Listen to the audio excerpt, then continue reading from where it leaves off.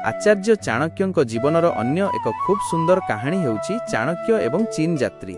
एही कहानीटी चाणक्यଙ୍କ निस्वार्थपरता एवं देशप्रेमर एक ज्वलंत उदाहरण। थरे जणे चीन यात्री भारत भ्रमण रे आसीथांती। से सही समयर महान विद्वान एवं मगधर महामंत्री चाणक्यଙ୍କୁ भेटिबा पई बहुत उत्साहित थिले। से भाबिथिले जे एते बड़ साम्राज्यर मंत्री निश्चित भावे एक विशाल प्रासाद रे रहुथिबे एवं चारियाडे धन संपद भरी रहिथिबो। किंतु जेतेबेले से चाणक्यଙ୍କ कुड़िया पाखरे पहुंचिले से देखिले जे चाणक्य एक अति साधारण घरे बसी किछि गुरुत्वपूर्ण कार्य करूछंती। घरे गोटिए तेल दीप जळुथिला एवं चाणक्य किछि राजकीय पोथी पढ़िबारे व्यस्त थिले। चीन यात्रीଙ୍କୁ देखि चाणक्य तांको सम्मानर सहित भीतरकु डाकिले एवं अपेक्षा करिबाकु कहिले। किछि समय परे चाणक्य निजर काम शेष कले एवं जळुथिबा दीपटीकु लिभाई देई पाखरे थिबा अन्य एक दीप जळाइले। यात्री जनक एहा देखि आश्चर्य होइगले।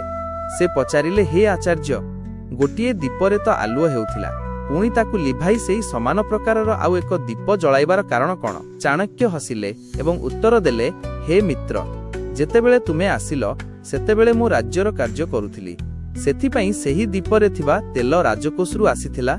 सेथिरे मोर व्यक्तिगत अधिकार नथिला, किंतु वर्तमान मु तुम सहित कथा हेउछि जहा मोर व्यक्तिगत कार्य।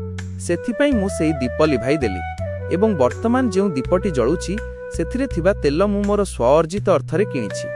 जदि मु मोर निज काम पई देशर संपत्ति व्यवहार करिबि तेबे मु जणे भ्रष्टाचारी मंत्री भावरे गणा हेबि। एही उत्तर सुनी यात्री जनक स्तंभीभूत होइगले। से बुझिले जे काहेकि भारतर शासन व्यवस्था एते मजबूत एवं चाणक्य काहेकि एते महान। तेबे एही कहानीरु आमे कोन शिखिले? जो व्यक्ति निज कार्य प्रति सच्चोट रहे से ही प्रकृत सम्मानर अधिकारी होइथाए। सर्वसाधारण बा देशर संपत्ति को निजर बोली भाबी केबे भी अपव्यवहार करिबा उचित नुहे। एमिति अनेक प्रकारर शिक्षणीय पुरातन गप, कथा और ज्ञानवर्धक मंत्र, श्लोक आदि सुनिबा पई आम चैनल वेदांत ओडिया को निहाती सब्सक्राइब करंतु, जहा फଳରେ समस्त वीडियो अति सहजरे सर्वप्रथमे आपनक पाखरे पहुंचिबो। नमस्कार।